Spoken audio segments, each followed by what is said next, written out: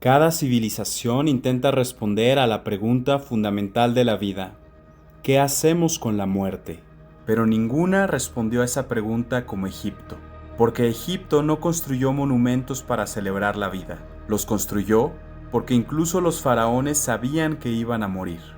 Y quizá por eso seguimos regresando a Egipto, porque entre pirámides, momias, templos y tumbas, todavía sentimos que esa civilización entendió algo que nosotros seguimos intentando olvidar, que nuestra propia muerte llegará algún día. La primera vez que viajé a Egipto fue en 2021. El mundo acababa de salir de la pandemia. Egipto estaba vacío y decidí recorrerlo solo. Recuerdo caminar por lugares silenciosos, normalmente llenos de miles de personas. El vacío hacía que todo pareciera más antiguo, más distante, más irreal.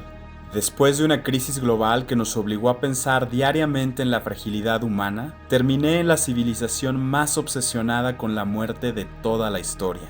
Adentro de una pirámide, en el fondo de una tumba subterránea, en el corazón de templos construidos para divinizar a un ser humano. Y esa experiencia cambió mi manera de entender Egipto y mi manera de entender la muerte. Porque antes de ese viaje yo veía las pirámides como casi todo el mundo las ve, como símbolos de grandeza. Después entendí otra cosa. Las pirámides no son monumentos a la inmortalidad, son monumentos contra el olvido. Durante siglos pensamos las pirámides como pruebas del poder absoluto de los faraones, pero quizá revelan algo mucho más humano: miedo. Porque incluso el hombre más poderoso del mundo antiguo sabía que iba a desaparecer. Y frente a esa certeza, Egipto respondió construyendo piedra contra el tiempo, porque las pirámides intentaban responder una pregunta imposible: ¿cómo vencer la desaparición? ¿Cómo conservar un nombre? ¿Cómo impedir que una vida se pierda completamente? Montañas artificiales, geometría eterna, horizontes diseñados para sobrevivir a los siglos. Pero ninguna piedra elimina la muerte, solo la vuelve visible. Y quizá por eso Egipto terminó disperso por museos de todo el mundo: París, Turín, Berlín, Londres. Como si Occidente hubiera convertido a Egipto en el origen arqueológico de su propia idea de civilización. Y quizá ahí aparece una de las ideas más profundas de Egipto. La muerte no era una interrupción de la vida, era una transición.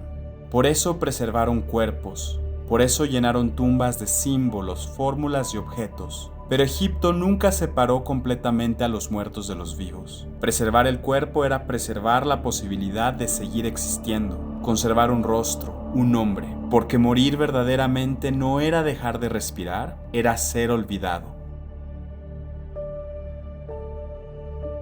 Eso cambia completamente la manera de mirar a Egipto. Uno deja de ver solamente monumentos antiguos y empieza a ver una civilización entera intentando negociar con la muerte.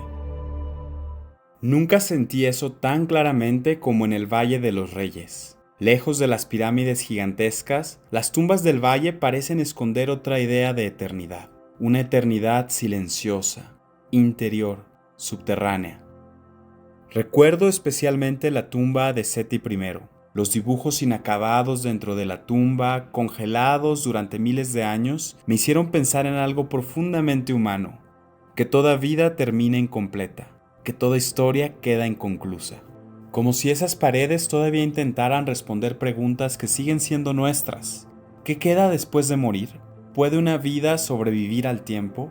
¿Puede la memoria vencer la desaparición? En Egipto entendí algo importante. La conciencia de la muerte no destruye el sentido de la vida, lo produce, porque precisamente por saber que somos finitos, construimos, amamos, creamos arte, levantamos ciudades y dejamos huellas.